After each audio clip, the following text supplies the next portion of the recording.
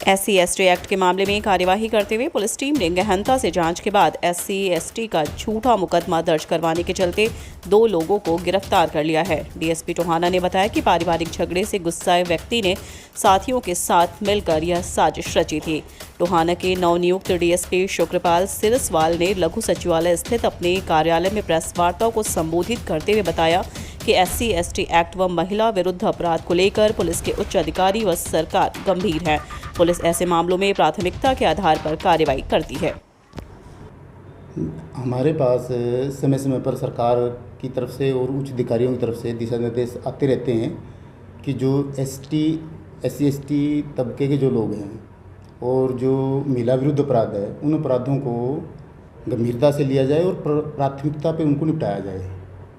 इसी दौरान इन दिशा निर्देशों को मद्देनज़र रखते हुए मैं SC/ST एक्ट के तहत दर्ज मुकदमों की तफ्तीश कर रहा था। जो डीएसपी टोहाना के पास 4 केस लंबित थे, उनमें से एक केस मेरे संज्ञान में आया और उस केस के रिगार्डिंग मुझे गुप्त सूत्रों से भी ये पता लगा कि यहाँ एक ग्रुप है जो SC/ST समाज के लोगों के साथ मिलकर झूठे मुकदमे षड्यंत्रकारी तरीके से दर्ज करवाता है, ब्लैकमेलिंग के इरादे से। जब ये बात मेरे संज्ञान में आई तो उच्च अधिकारियों से डिस्कस करके उस अनुसंधान को हमने और तेज़ कर दिया। इसी दौरान एक ऑडियो भी वायरल हुई, उस ऑडियो को भी मैंने शामिल जांच किया और शामिल जांच करके संबंधित जो लोग थे उनसे बातचीत कर, जिन्होंने अपने आंखों से देखा और पूरे इंसिडेंट को सुना है।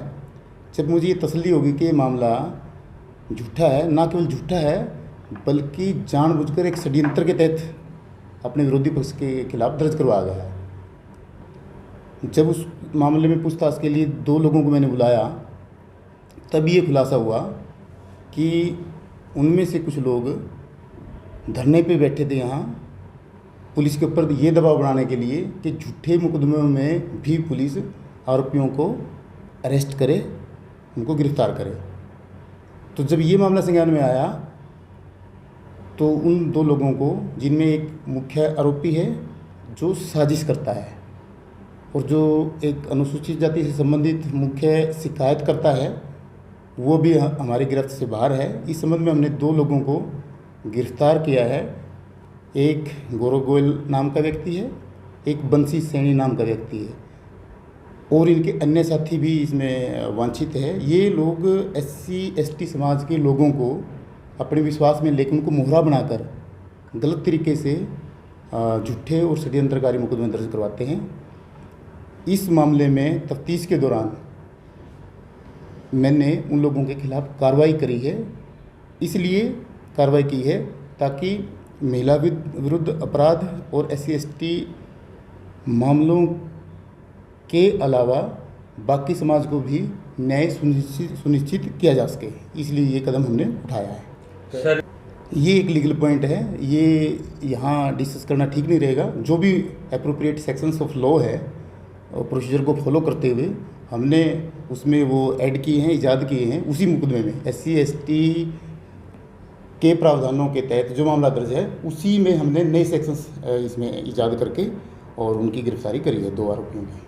तो सर, जैसे काफ़ी लंबे समय से मामले चले हुए थे, काफ़ी मामले थे, हमने बहुत कम समय में जिस प्रकार से इन मामलों पर कार्रवाई की है, तो क्या संदेश आप देना चाहेंगे अपनी ओर से? जी, मैं ये संदेश देना चाहता हूँ कि झूठे मामलों की वजह से पुलिस प्रशासन को काफ़ी एनर्जी, काफ़ी ऊर्जा और समय को बर्बाद करना पड़ता है, जिसकी वजह से जो सही मामले हैं, जो गंभीर मामले हैं, उनमें भी पुलिस को देरी का सामना करना पड़ता है।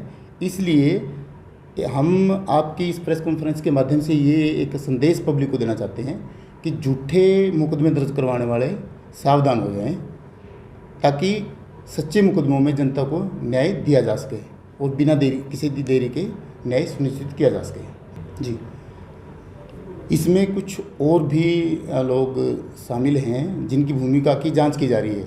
इसमें मैं आपके संज्ञान में एक चीज़ और ला दूं कि जो झूठे गवाह बन के मुकदमा दर्ज करवाते हैं, हम उनके खिलाफ भी एक्शन लेंगे। उनकी भूमिका की हम जांच कर रहे हैं कि वो झूठे गवाह किन कारणों के चलते हुए बने।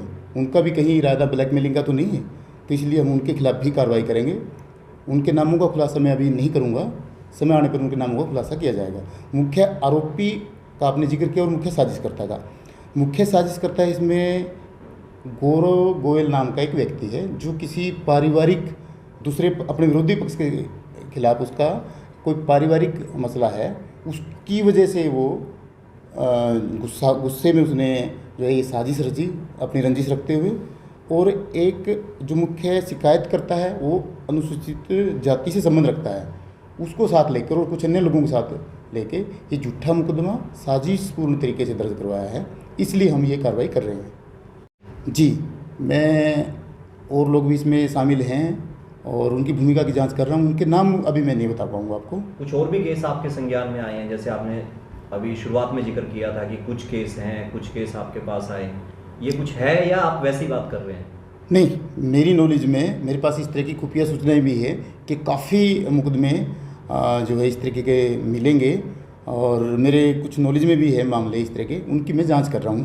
अगर उस जांच में उन फाइलों को मैं वापस मंगवा के उनका अवलोकन करूंगा, अगर मुझे कोई ऐसा मामला संज्ञान में आता है जिसमें इतने सख्त प्रावधानों SC/ST के तहत झूठा मुकदमा दर्ज करवा के कार्रवाई करवाई गई है और बाद में वो मुकदमा खारिज हुआ है, कैंसिल हुआ है, अगर वो सिर्फ झूठा था और तथ्य सामने नहीं आए तो बात अलग है। अगर मुझे ये लगा कि वो जानबूझ के साजिश के तहत दर्ज करवाया गया है ब्लैकमेलिंग के इरादे से, तो उसमें मैं कार्रवाई करूँगा।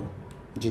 तो आपने कहा कि यहाँ पे ये झूठा मामला है, ये तफ्तीश के दौरान मेरे संज्ञान में इस दौरान एक ऑडियो वायरल हुआ था, उस ऑडियो को मैंने जांच में शामिल कर लिया क्योंकि मैं खुद ही जांच कर रहा था बीइंग SC/ST केस, तो उस ऑडियो को शामिल जांच कर लिया मैंने।